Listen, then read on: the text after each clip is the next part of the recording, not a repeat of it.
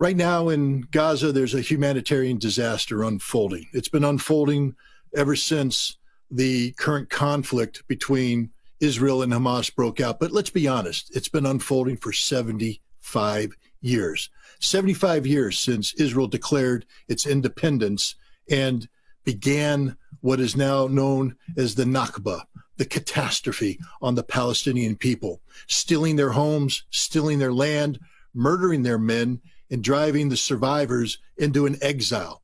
In the case of Gaza, this exile has put them into what amounts to an open-air concentration camp, a giant prison of humanity where every aspect of the life of these Palestinian refugees is controlled and dominated by Israel. You know, when we talk about what happened on October 7th, we can reflect on the horror of the innocent civilians who got caught up in this, Israeli and Palestinian alike. Let there be no doubt there were innocent Israelis who were killed as a result of the Hamas attack. At least we have the intellectual honesty, the integrity to recognize them as innocent. Unlike the Israeli chief of staff, who has said there are no innocent civilians in Gaza. You know, this reflects the approach Israel has taken towards the population of Gaza, indeed towards the Palestinian population as a whole. They don't treat them as humans. They don't treat them the way humanity should treat humanity. They treat them as something less. They treat them as animals to be ushered here, there, to be fed one day, not fed the next, to be left out in the cold one day, maybe bring them in the next.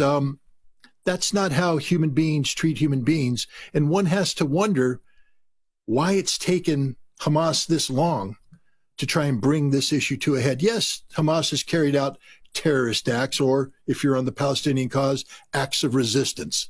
It doesn't matter what label you put on it. You know, one man's freedom fighter is another man's terrorist. We know how that works. But again, let's look at it from the viewpoint of the Israelis for a second. David Ben-Gurion, the founding father of Israel, Israel's first president, said that the Arabs and the Israelis, the Arabs would be idiots to make treaties and agreements with Israel because Israel has stolen their land. Israel has occupied their land. Israel has brutalized them. And he understands the source of the Palestinian angst, anxiety, anger. But he says it's okay because this is God's will, that the Holy Land is God's gift to the Jewish people, and it's just a tragedy that the Palestinians got caught in the middle. Moshe Dayan issuing a eulogy to an Israeli settler named Roy Rutenberg in 1956. Roy Rutenberg was killed in a kibbutz outside of Gaza by angry Palestinians who were imprisoned in Gaza. He said, we don't look to the Palestinians and blame them. The blame is not theirs. They are in this prison looking out at us with hate-filled eyes because we have stolen their lands. We have occupied their lands. We are tilling the lands that their father tilled. They hate us, and we understand that they hate us. We need to blame ourselves, blame our own. Why? Because we forgot, he said, that in doing what we have done, in seeking our destiny, we forgot that we must continuously hold the sword in our hand, that we can never forget that as we till the soil, we must also take notion of the need to repel the anger coming from Gaza, that the weight of Gaza is on our collective shoulders. What does he mean by that, the weight of Gaza? The weight of 2 million Palestinian human beings. These aren't animals. This is not a statistic. These are human lives. They matter. And yet, for decades, the world has not acted as if they do matter because we have given Israel a clean bill of health to do whatever it wants when it comes to resolving the Palestinian problem with no regard to the humanity, the dignity of the Palestinian people. Israel has implemented a policy. The English language, it's mowing the grass. Dahiwa is the policy that the Israelis have put on it. Mowing the grass, what does that mean? It sounds nice. It sounds copacetic, mowing the grass. It means mowing the people, mowing the Palestinian people, mowing the children of Palestine, mowing the women of China. And when I say mow, I mean kill. I mean murdering them, knocking them down like you would grass at harvest, mowing the grass. It's Israel's policy of disproportionate force. It's Israel's policy of deliberately targeting civilian populations to crush the will to resist. It is by definition a war crime. You are not allowed to deliberately target civilian populations. International humanitarian law has made this clear. And yet Israel not only does it, but acknowledges it as its official policy, and the world is silent. The world is silent. Nobody speaks out about this. Nobody has spoken out about it. It's allowed to happen because that's the way it is. You see, in order to accept Israel in the family of nations, you have to accept the principles of Zionism, political Zionism. You have to accept the notion that Israel and the Israelis, it's an exceptional nation populated by an exceptional people, that the normal rules and regulations don't apply to them, that because they are God's chosen people, they are allowed to do unto others no matter what, and they will not allow others to do unto them. That calculus has changed. What Hamas did on October 7th is said, no, that game is over. That time is over. Israel will no longer be able to rest in peace, that the Palestinian people, through the resistance that is personified by Hamas, are rising up. And now what we see through the sacrifice of the Palestinian people, who are paying a price because Israel is implementing its mowing of the grass as we speak. You know, a hospital was bombed. A lot of finger pointing going on. Who done it? Was it an Israeli bomb? Was it a rocket from the Islamic Jihad organization? We don't know. I mean, I think the circumstantial evidence right now points to this being an Israeli action. They acknowledge that they bombed. I mean, they say, we didn't bomb the hospital. We did bomb the garage. Well, if you take a look where the bodies are, whatever hit that hospital didn't hit the main hospital. It hit a parking lot, the garage, where the refugees were packed in because they had nowhere else to go, where the injured were packed in because the hospital was full. This massive humanity, these Palestinian civilians, these innocent people were packed into the garage of the hospital, and Israel acknowledges, yeah, we may have done that. So their whole story about a rocket flying there is a lie, But it doesn't matter who did it. Let me tell you why. Because in the hours leading up to the hospital being attacked, Israel was bombing Gaza. Israel was killing innocent Palestinian civilians. And in the hours that transpired after the hospital attack, Israel was bombing Gaza. Israel was murdering Palestinian civilians. Does it really matter in the grand scheme of things if Israel on this one occasion was responsible? No, it doesn't.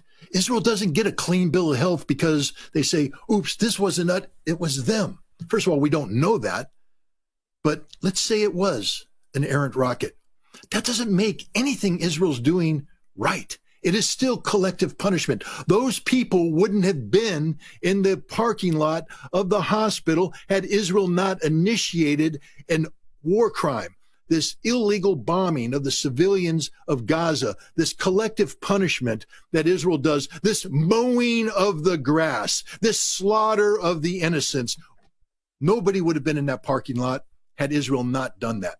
So I'm sorry, Benjamin Netanyahu. I'm sorry, Joe Biden. I'm sorry, Tony Blinken. I'm sorry, anybody out there who's trying to promulgate the official Israeli position that we didn't do it. It doesn't matter. You are guilty and you're being judged by the world as you should be. A war criminal enterprise known as the State of Israel, and its day is done. We have populations rising in the street. We have a Palestinian population courageously suffering whatever abuses the Israeli government, the Israeli military puts at it. We have a collective resistance starting to coagulate around the cause of the Palestinian people. But let me leave you with this. It's one thing when the blood of the Palestinian children lies fresh on the ground, when you can see it, the redness of the blood, because it still contains the oxygen from the arteries of the heart that pumped it through the now dead body. It's one thing when you can smell the iron in the air of the blood. You can smell the death and you can become enraged. But soon the blood dries. Soon the body stiffens. The corpse must be taken away to be buried. The blood is cleaned up. What then? Right now, the streets of cities around the world are filled with people rightfully, righteously stepping out and protesting against the crimes committed by Israel, the crimes that are supported by the United States. And these protests are just, and they need to continue, and they must continue, but they must continue after the bodies have been buried, after the blood is dried, after the stench of death has gone away. You must stay in the street. You must maintain the pressure, or otherwise Israel wins again. This isn't the first time Palestinians have died at the hands of Israel. It's not the first time people have protested in the streets. But over time, the protesters go home, the dead Palestinians are forgotten, and Israel remains unchanged, unbent, unyielding, continuing the crimes. The Israeli enterprise must be brought to an end. I am not advocating the violent overthrow of Israel. I am not advocating the murder of Israeli citizens. I'm advocating a political change in Israel where Zionism is no longer the theology that drives this nation, that Israelis no longer view themselves as exceptional people who are anointed by God to bring pain and suffering on the Palestinian people, on the Arab population of the world. It's time that Israel stands shoulder to shoulder with the rest of the international community as fellow human beings, treating others as they want to be treated. If Israel wants to live in security with its Arab neighbors, then it must ensure that the Arab neighbors can live in security with Israel. Israel should no longer be allowed to have this army that it currently possesses. There's no need for an army of this side. Israel can no longer be allowed to have nuclear weapons and hold the sword of nuclear annihilation over the heads of its Arab neighbors, indeed over the heads of the world. Israel must become part of the community of nations, and it can only do so side by side with the Palestinian people that have been given the right to form their own state with equal rights, with all the privileges, all the dignity that Israel demands of itself. They must give it to the Palestinian people. We'll be discussing this and more on tonight's show. I look forward to having this dialogue. Again, Scott Ritter, standing in for George Galloway, the mother of all talk shows.